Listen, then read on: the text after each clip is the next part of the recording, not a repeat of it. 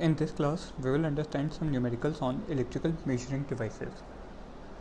In the first question, you are required to find the shunt resistance which is required to make a 1 milliampere 20 ohm galvanometer into an ammeter with a range of something. तो यहाँ पे आपको galvanometer की range दी हुई है which is basically the full scale deflection current of the galvanometer. IG से represent करते थे. This is given 1 milliampere means 0.001 amps, and the resistance of the galvanometer coil is given 20 ohms. Now you are required to convert it into an ammeter with a range of 0 to 50 milliampere. मतलब जो आपका maximum current which should pass in the circuit should be equal to 50 milliampere means 50 into 10 to the power minus 3 amps, or it may also be written as 0.05 amps. ठीक है. So we already know that in case if you want to convert an galvanometer into an ammeter, कैसे हम convert करेंगे. मान लीजिए आपके पास एक galvanometer है, इसको अगर आपको एमीटर में कन्वर्ट करना है so you will connect a shunt resistance in parallel with the galvanometer. इसके पैरेलल में आप एक शंट रेजिस्टेंस लगाएंगे which is written as RS, and this is the resistance of the galvanometer.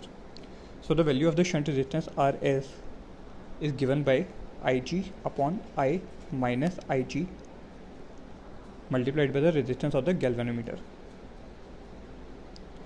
where we are assuming that if a current I was coming in the main branch, so the current which is permitted to go through the branch in which galvanometer is connected is IG, so the remaining current I minus IG will go in the above branch, and then you are writing the potential difference between these 2 points. एक हमने सबसे पहले जो potential difference लिखा वो लिखा along this path, and then we equalize that potential difference along this path. समझ में आया. सो वहाँ से हमें रेजिस्टेंस RS की वैल्यू मिलेगी. सो it will be given by 0.001 divided by 0.05 minus 0.001 multiplied by 20. So the value of the shunt resistance which is required to be connected in parallel with the galvanometer will become equal to 0.408 ohms. This will be the final answer. ठीक है. Next question. यहाँ पे आपको दिया है that a galvanometer having a coil resistance of 100 ohms gives a full scale deflection when a current of 1 milliampere is passed through it. मतलब आपको resistance of the galvanometer कितना दिया हुआ है 100 ohms, and the full scale deflection current for the galvanometer is 1 milli amps means 10 to the power minus 3 amps. What is the value which can convert this galvanometer into an ammeter giving a full scale deflection for a current of 10 amps? Again यहाँ पे आपको current which should pass through the ammeter should be 10 amps. तो अभी जैसे हमने पिछले वाले numerical में देखा, एक गैल्वेनोमीटर है आपके पास और उस गैल्वेनोमीटर के पैरेलल में आप शंट रेजिस्टेंस लगाते हो जिसकी वैल्यू कितनी होती है RS. So let this shunt resistance is RS, the current which is to be measured through the ammeter. अब यहाँ पे आपका एमीटर कौन सा डिवाइस बनेगा, ये पूरा मिला के जो है this will be your ammeter. So you may replace this complete device by a single ammeter where the same current I is going, और जो हमने ग्रीन कलर का जो हाईलाइटेड क्वेश्चन है वो रिप्लेस करके हम सिंगल एक एमीटर लगा देते हैं. ठीक है. So the resistance of the galvanometer is RG, the current which is permitted in this branch is IG, and the remaining current I minus IG will go in the above branch. So यहाँ से हमने shunt resistance की जो value जो निकाली वो कितनी होगी RS into I minus IG into I minus IG should be equal to RG into IG, or you may say RS upon RG should be equal to IG upon I minus IG. Substituting the values you will write 10 to the power minus 3 divided by 10 minus 10 to the power minus 3 should be RS upon RG, and solving this the value of the shunt resistance required will come equal to 1 upon 99.99 ohms. समझ में आया. ठीक है, यहाँ से अगर आप देखो तो जितना बड़ा आपको यहाँ पे करंट मेजर करना होगा उतना ही छोटा आपका शंट रेजिस्टेंस होता जाएगा। ठीक है, so for ideal measurement also you will say that the value of the shunt resistance should be equal to tending to 0. In the next question, you are given that a battery of EMF 1.4 volts and internal resistance 2 ohm is connected to a resistance of 100 ohm resistor through an ammeter. The resistance of ammeter is 4 by 3 ohms. A voltmeter has also been connected to find the potential difference across the resistor. First, you have to draw the circuit diagram, and then you are required to find some other values which are given in part B and C. तो सबसे पहले हम इसका circuit diagram बनाते हैं। यहाँ पे आपको बोला है कि एक EMF है जिसका इंटरनल रेजिस्टेंस है 2 ओम, और इसको आपने एक रेजिस्टर के अक्रॉस कनेक्ट किया which is 100 ohm through an ammeter. ठीक है, और resistance of the ammeter is given 4 by 3 ohm. जो हमारा रेजिस्टेंस एमीटर का जो है, यहाँ पे हमने ग्रीन वाला जो हाईलाइटेड पार्ट है वो आपका गैल्वेनोमीटर और शंट रेजिस्टेंस को यूज़ करके बना था। So from here 1 upon resistance of ammeter, because this shunt resistance and the galvanometer both are in parallel combination, so the equivalent resistance of the ammeter will be given by the parallel resistance of shunt resistance and the resistance of the galvanometer. So from here you will say that resistance of the ammeter is resistance shunt resistance into galvanometer resistance divided by sum of these two. So next question में आपको directly इसकी value दी हुई है। ठीक है, the resistance of the ammeter is 4 by 3 ohms and a voltmeter has also been connected. तो आइए देखते हैं इसका सर्किट डायग्राम कैसा बनेगा। Firstly, you have 1.4 volt battery, then you have a 100 ohm resistor. अच्छा, ये जो 100 ohm का जो रेजिस्टर है इसमें से आपको एमीटर कैलकुलेट लगाने हैं, तो एमीटर हमेशा उस ब्रांच में लगाया जाएगा जिस ब्रांच में आपको करंट कैलकुलेट करने हैं। So this will be the ammeter and the resistance of the ammeter is 4 by 3 ohms. ठीक है, this was your 100 ohm resistor, this is your 1.4 volts battery, और आपने साथ में क्या लगाया है, वोल्टमीटर भी लगाया है। वोल्टमीटर को हम हमेशा पैरेलल में कनेक्ट करेंगे उस डिवाइस के जिसके अक्रॉस आपको पोटेंशियल डिफरेंस मेजर करना है। ठीक है, तो यहाँ पे हम लगाएंगे हमारा वोल्टमीटर। डन, सर्किट बन गया, और साथ में आपको गिवन है कि इंटरनल रेजिस्टेंस भी था हमारे सेल के अंदर। So we will replace this by some internal resistance also, और इंटरनल रेजिस्टेंस आर की वैल्यू कितनी गिवन है, 2 ओम। ठीक है, so let the current in the circuit is I, this current is equal to I. Now it is given that if the ammeter reads 0.02 ampere, what is the resistance of the voltmeter? voltmeter का resistance हमें नहीं पता, हमें वो निकालना है। So we'll consider A part तो हमने ड्रॉ कर दिया, अब हम B part का अगर सॉल्यूशन लिखें, so let R is the resistance of voltmeter. Voltmeter का रेजिस्टेंस हम कैपिटल आर एज्यूम कर लेते हैं, and this voltmeter is already connected in parallel with the 100 ohm resistor. जो हमारा ये वोल्टमीटर है इसको हमने 100 ओम के साथ पैरेलल में कंबाइन किया हुआ है। So the equivalent resistance of the voltmeter and this 100 ohm resistor is R dash, which will be equal to 100 R upon 100 plus R. Now this equivalent resistance R dash will be in series combination, इन दोनों का equivalent जो आया that will be in series with this 4 by 3 ohm.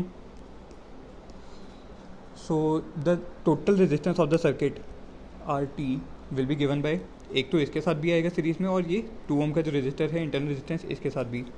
So we'll write it 2 plus 4 by 3 plus 100 R upon 100 plus R. This will be the total resistance of the circuit. Now the current in the circuit I will be given by the potential which is connected in the circuit divided by R total, और ये current की value कितनी दी हुई है, 0.02 ampere. So you will write 0.02 will be equal to 1.4 divided by 2 plus 4 by 3 plus 100R upon 100 plus R। समझ में आया? So using this the value of R will come equal to 200 ohm which will be the resistance of the voltmeter and the answer to the part B. ठीक है, part B का answer समझ में आ गया। Now let us see what will be the solution for the part C. Part C में आपको क्या बोले that if the voltmeter reads 1.1 volt, voltmeter कितना रीड कर रहे हैं 1.1 volt, then what is the error in the reading. Actually voltage कितना था और वोल्टेज उसने रीड कितना किया, उन दोनों का हमें डिफरेंस निकालने है। हमें अब आर की वैल्यू पता है already, so what will the value of R dash,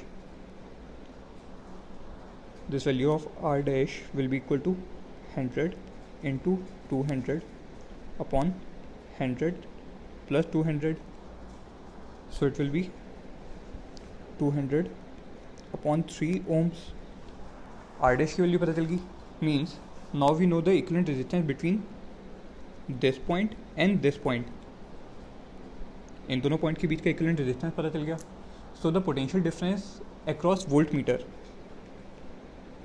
potential difference across voltmeter, या फिर हम इसको बोल सकते हैं voltmeter, this should be the actual potential difference या आइडियल पोटेंशियल डिफरेंस, और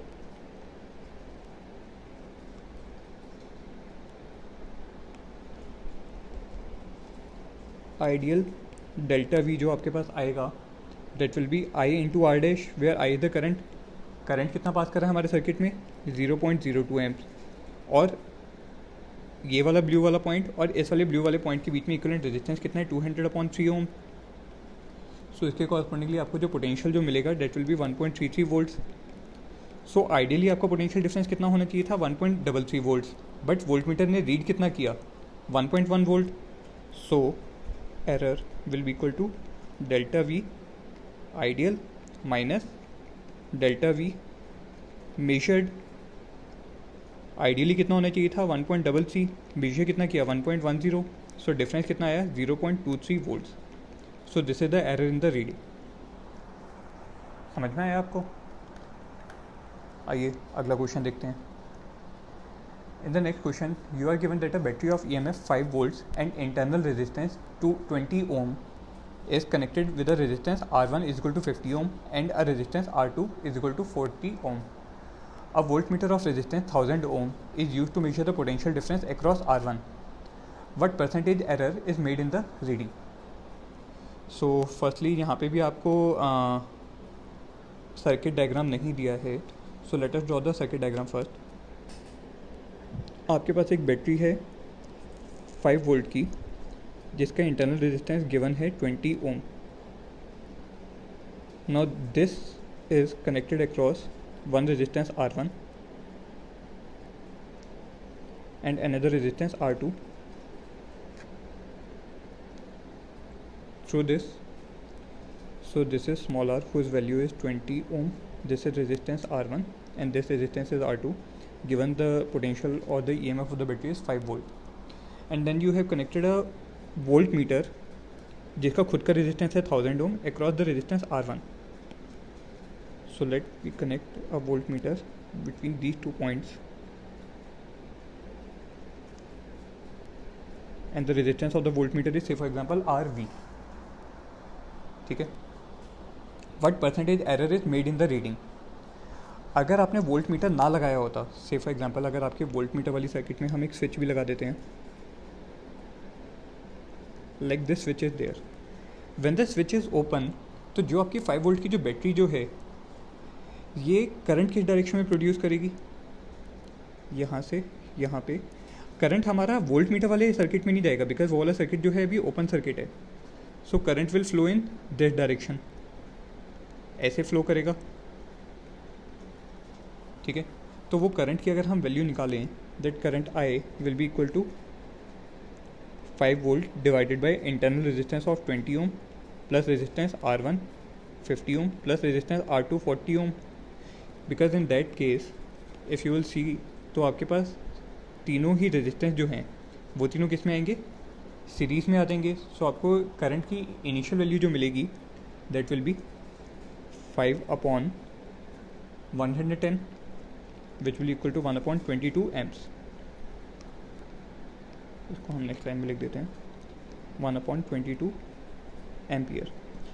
ये तो था आपका actual current, but when you will close the circuit, और ऐसे करते हैं करंट के कॉरस्पॉन्डिंगली हम पोटेंशियल डिफरेंस अक्रॉस R1 भी निकाल लेते हैं। So potential difference across R1, let's say for example this is V1, this will be I into R1, so it will be 1/22 into 50, that will be 2.27 volts। ठीक है। अच्छा, अब हम क्या करते हैं, इस वाले सर्किट को क्लोज करते हैं। अब मैंने क्या किया, सर्किट को क्लोज कर दिया। तो सर्किट को क्लोज करने के बाद क्या होगा, जो आपका करंट इनिशियली बैटरी से चला यहाँ तक आया, अब वो करंट दो पार्ट में डिवाइड हो जाएगा। एक करंट तो जाएगा आपके लोअर सर्किट में ऐसे, एक करंट जाएगा आपके अपर सर्किट में ऐसे, और इन दोनों को दोबारा ही मिला के using KCL you will say that the same current will pass through this. ठीक है। तो यहाँ पे अगर हम देखें हमारा करंट की डायरेक्शन क्या थी initially, the initial current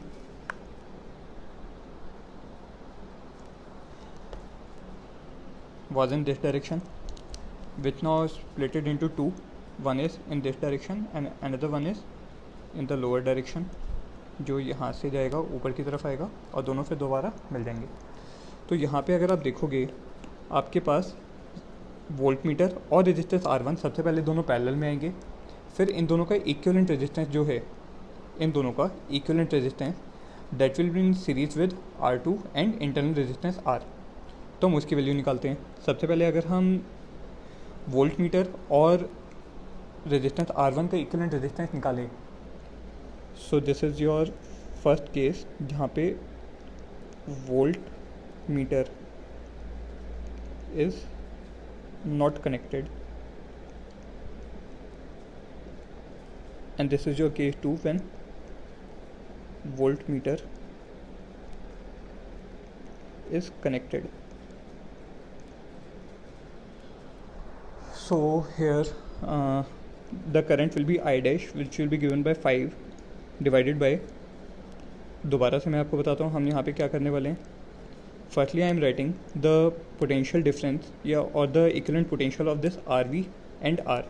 in दोनों का इक्विवेलेंट पोटेंशियल कितना आएगा, RV R1 upon RV plus R1, where RV is the potential of the voltmeter। अब इन दोनों का हमने इक्विवेलेंट रेजिस्टेंस निकल लिया। This equivalent resistance is now in series with the resistance R2 as well as the internal resistance R, so we'll add plus R2 plus small r, so the denominator will give you the net equivalent resistance when the voltmeter is also connected in the given circuit, and correspondingly the value of the current I you will calculate। So putting all the values, the current which you will get will be equal to 5 upon 107.62 amps। current मिल गया। correspondingly you will say that potential difference measured by voltmeter, this will be given by I into R1, so I is 5 divided by 107.62 divided by resistance R1 whose value is 50 ohm, so this will become equal to 2.21 volts। So the error in the reading, percentage error in the